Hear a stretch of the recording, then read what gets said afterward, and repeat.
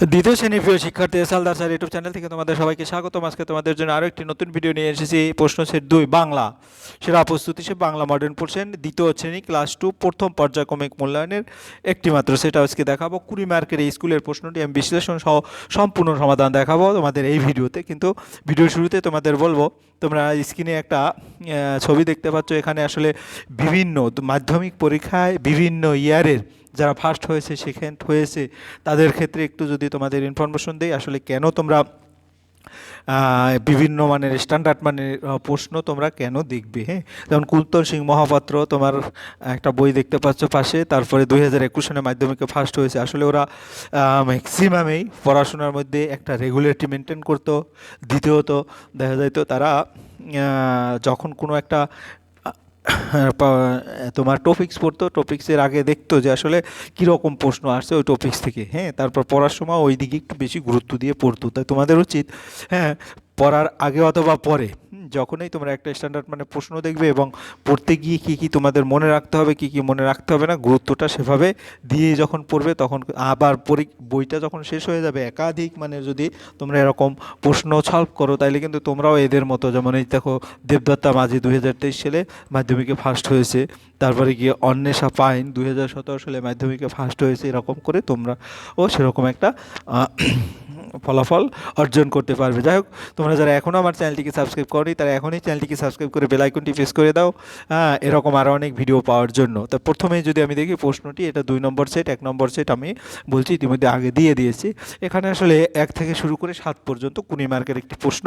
তা আমি একটু বড় করে দেখাচ্ছি। 1 নম্বরের নিচের প্রশ্নগুলো পূর্ণ বাক্যে উত্তর দাও, যেটা সব প্রশ্নই সহজ পাঠ থেকে দিয়েছে। কাজে সহজ পাঠটা কিন্তু তোমাদের জন্য অতীব গুরুত্বপূর্ণ। হ্যাঁ, তাহলে এখানে দেখো তোমার প্রথমের যে প্রশ্নটা, আদ্যনাথ বাবু কেমন লোক।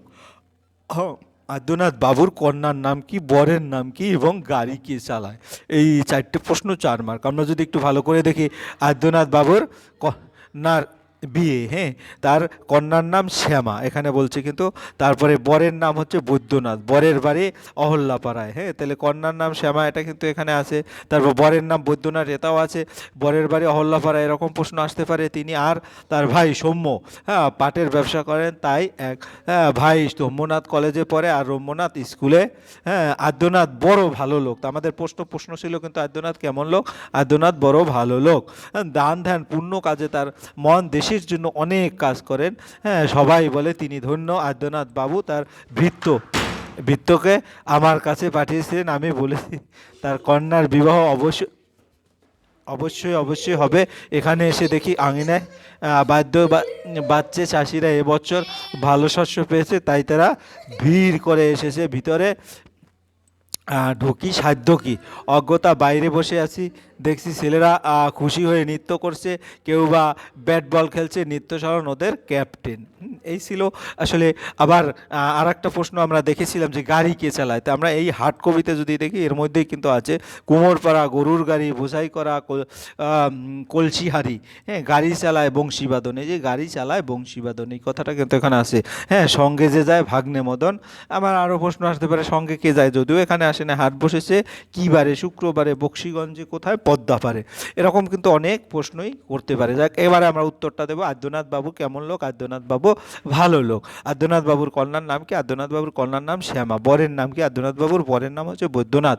হ্যাঁ, বাড়ি কে চালায়, গাড়ি কে চালায়, গাড়ি চালায় বংশীবদন। আমি একসাথে যদি দেখি আদ্যনাথ বাবু কেমন লোক, ভালো লোক, আদ্যনাথ বাবুর কন্যার নাম, আদ্যনাথ বাবুর কন্যার নাম শ্যামা, এভাবে তোমরা উত্তরটা দিয়ে দেবে। এর পরের প্রশ্ন কি বলেছে, যুক্ত বর্ণগুলো ভেঙে দেখাও। যেমন শয় ঠ, শয় ঠর যুক্ত বর্ণ হচ্ছে স আর ঠ, তারপরে শয় চ, স আর চ, তারপরে মূর্ধন্য স এবং মূর্ধন্য, তারপরে হয়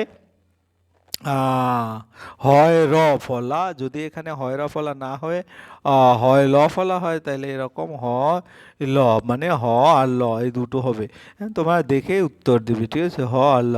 এরপর আমরা চলে যাবো 3 নম্বরের প্রশ্ন। 3 নম্বর যুক্ত বর্ণ স আর র, শয় র ফলা, হ যোগ ন, মধ্যাহ্ন লিখতে যেটা, স যোগ থ, স্বাস্থ্য যেটা লিখতে স নিশ্চিত হ, হ্যাঁ, তারপর জ জ ব, এভাবে তোমরা যুক্ত বর্ণগুলো গঠন করবে। এরপরের প্রশ্ন, পরের অর্থ লেখো।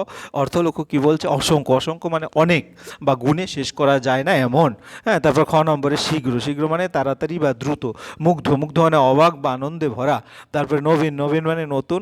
সাঙ্গ মানে সঙ্গী বা সঙ্গে থাকা। দুরন্ত মানে খুব চালাক বা দুষ্ট। 4 নম্বরের প্রশ্ন হয়ে গেল। এরপর 5 নম্বর বিপরীত শব্দ। বিপরীত শব্দ অর্থ কি? দিন, দিনের বিপরীত শব্দ রাত। তারপর বিশ্রী হচ্ছে সুন্দর, দুরন্ত হচ্ছে শান্ত, আশ্রয় হচ্ছে অনাথ। হ্যাঁ, এই এই ছিল তোমার টোটাল 5 নম্বরের প্রশ্ন। এবার 6 নম্বরের প্রশ্ন যদি আমরা দেখি, 6 নম্বরের প্রশ্ন হচ্ছে বাক্য রচনা করো। আলো, আলো, সূর্যের আলো খুব উজ্জ্বল। তারপরে খ নম্বর, নরম, তুলো খুব নরম। তারপরে চাঁদ, চাঁদ রাতে চাঁদ আকাশে উঠে। এরপরে আমরা চলে যাব 7 নম্বরের প্রশ্ন। 7 নম্বরে উম গ বয়াকার ম ল র অর্থাৎ মঙ্গলবার। তারপরে এর বর্ণগুলো সাজিয়ে অর্থপূর্ণ শব্দ তৈরি করে। এটা কি?